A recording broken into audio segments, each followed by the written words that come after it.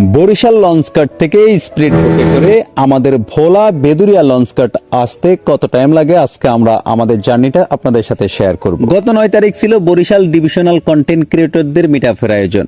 আমরা ভোলা থেকে প্রায় 8 জনের মতো কন্টেন্ট ক্রিয়েটর সেখানে গিয়েছি। 9 তারিখে মিটআপ শেষ করে আবার 10 তারিখে আমরা ভোলার কন্টেন্ট ক্রিয়েটর গুলা বরিশাল লঞ্চঘাট থেকে ভোলা বেদুরিয়ার উদ্দেশ্যে রওনা দিয়েছি।